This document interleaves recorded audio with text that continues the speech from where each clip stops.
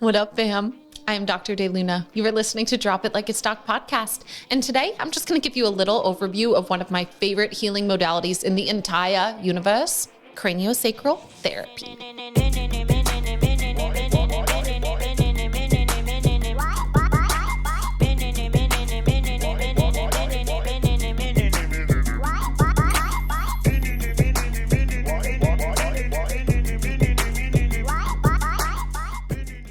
So if you look up craniosacral therapy on Wikipedia, it tells you that it's a pseudoscience filled with quackery. And you know, I love pseudoscience filled with quackery. It's my specialty and I love craniosacral therapy. So leave it, take it, whatever you want. Craniosacral therapy is something that I learned in medical school, which some of you know that I actually didn't go to medical school. I just say that I did. That was an inside joke. I totally go to medical school or went to it. So anywho, this is something that I did learn there. And it's a light hands-on treatment. It's something that I love to give. It's something that I love to receive. It is truly medicine on the deepest cellular level. And let me break it down to you and tell you what it is. So it's called craniosacral therapy. Your cranium, your sacrum. Your sacrum is the base of your spine. Your cranium is what is holding your little walnut brain.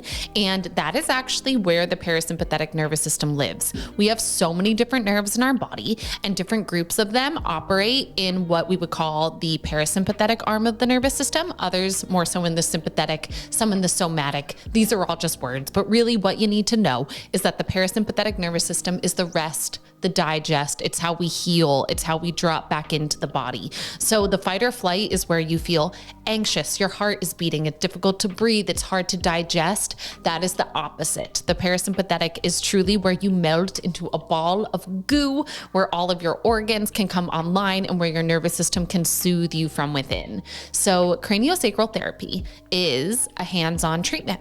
Really light, hands-on. All your clothes are on, you lay down, and it's kind of like you're in Savasana for as long as your treatment is. Mine are usually 45 minutes to an hour. And this involves touching different areas of the body. Most of the work is done in the head, but it can also be truly anywhere because you start by feeling into the different diaphragms of the body. And the diaphragms are truly different muscle groups and also different places of connection in the body where energy can get a little bit stuck. So we have a pelvic diaphragm, a respiratory diaphragm, a thoracic diaphragm, our hyoid in our throat, and also our atlanto-occipital joint, which is in the base of our skull. So you start by opening all of those up so that the energy in the body can move. And then you feel the different bones of the head.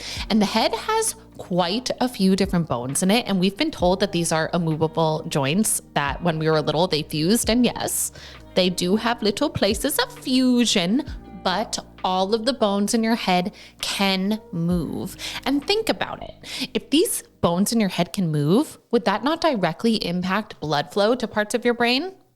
I think it would. Blood flow to the brain feels quite nice. It helps to wake you up. It helps to connect different neural connective communities in your spine and in your body. So I'm a big fan of having lots of blood flow to the brain. And before we even kind of talk on that level, let me describe to you exactly what craniosacral therapy is doing, because it is manipulating the bones. It's giving them a little wiggle to help them settle, but really it's working on the fascia. So for those of you that eat meat, for those of you that don't, you should. Just kidding, but maybe you should. But for those of you that eat meat, if you're ever separating the skin from the meat of an animal or separating out different pieces of meat, you'll notice that white connective tissue, spider webby type sustenance. And that is actually fascia. It's a type of connective tissue. It's made out of collagen, but it forms a spider web throughout the entire body. And it truly binds your entire structure together.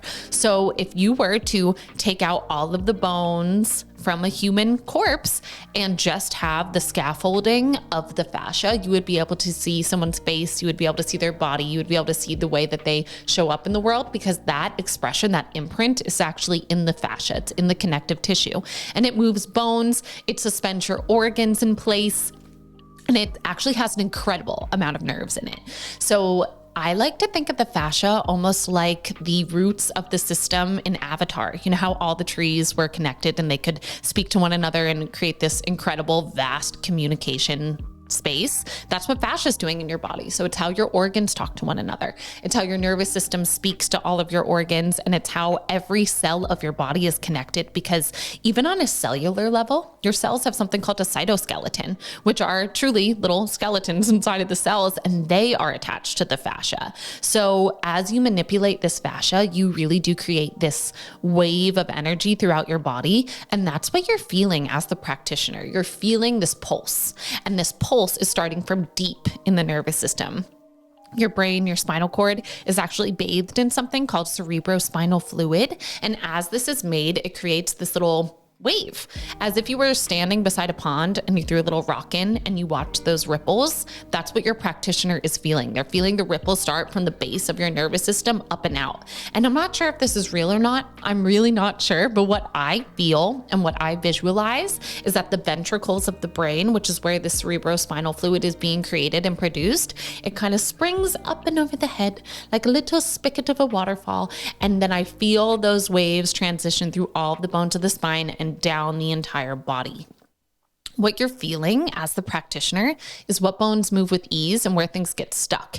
If things are moving and grooving, that's great. Usually that's not somewhere that I'm being asked to be present with. It's not something that is asking to unravel. So I usually look for parts of the body that aren't moving as well. And when they're not moving as well, I'm not pushing them. What I'm doing is asking your body why. It's almost like my hands are flashlights. And as I hold your body and say, why is this not moving?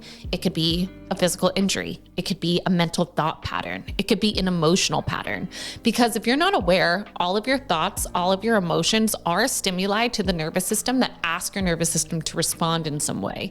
And oftentimes those responses are through musculoskeletal actions. So you might, if you're nervous, you might feel yourself start to close in. Your shoulders will come forward. If you have a heartbreak, what happens? You close off the chest, and your fascia is moving in that way. So as I tap into parts of your body, you might feel that memory, that energetic imprint of what pushed your body into that state of holding start to release and come to the surface.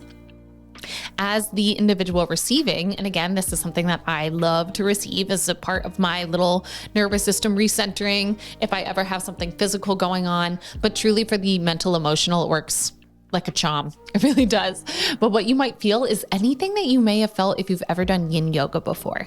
So you might feel hot, you might feel cold, you might feel buzzing in your body. You can feel this deep unraveling of tissues because, again, it's a scaffolding. It connects every single cell in your body together.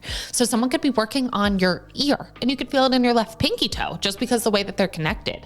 And you might also feel the wave of emotion come up that asked your body to first kind of shift into that place of holding. So personally, I sigh a lot when I get craniosacral therapy. It just helps that pattern be released from my body. Sometimes I cry without knowing why I'm crying. Some people laugh. Some people do all sorts of stuff, because now we are entering this world where a lot of people are aware of their shit, right? They're aware of their trauma, and it's not just what happened to you, but it's how you processed it and how it's stored.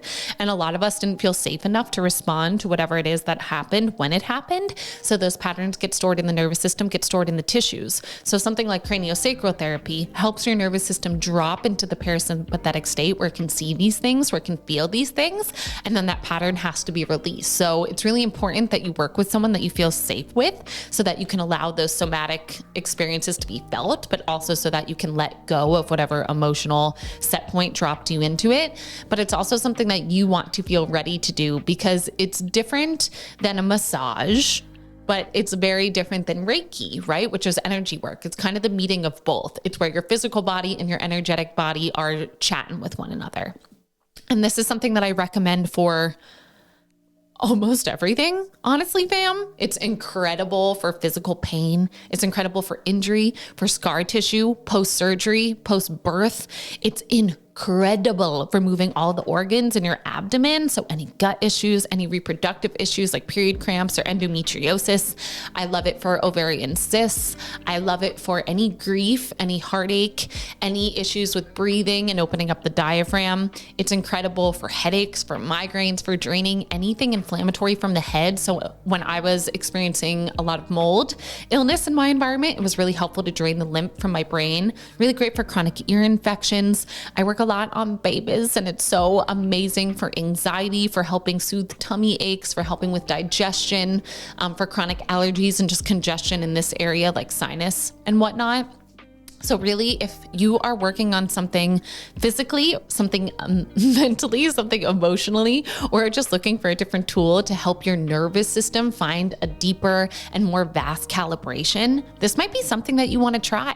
And again, it's called craniosacral therapy. Many doctors are trained in it. A lot of doctors of osteopathic medicine are trained in it, and chiropractors, but random people like me are trained in it too. I'm a naturopathic doctor. So if you're looking for a craniosacral therapist, just type it on into your good old search engine, try to find someone that you resonate with, and know that every treatment will be very different because it's what your body is presenting with that day. So every time that I touch someone in that way, I want to make sure that I'm not being guided to the same parts of the body, because my hands in a session like that, they're almost following a magnet, and the magnet is your body. It's where I'm being pulled and what your body, your awareness is wanting to see in that moment. So with that being said, you have a lot of control, because if your practitioner is working on something that you don't feel safe enough to feel into, it should almost feel like the opposite pole of a magnet, and they should be pushed away from it so that they don't continue to peel back a layer that you are not ready to peel back yet.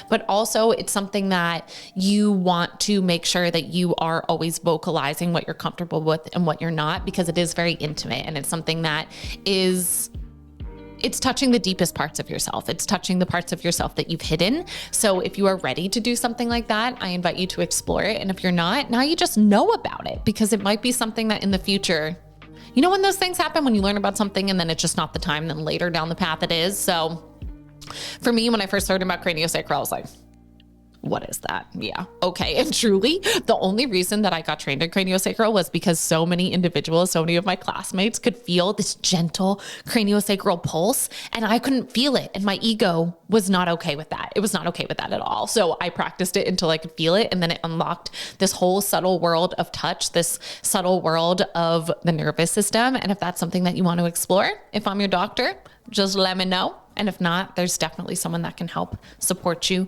with it. Mental health, physical pain, processing trauma, inner child work. The list goes on and on and on. Craniosacral for president. Woo! Thanks for being here. Love you all. Mwah.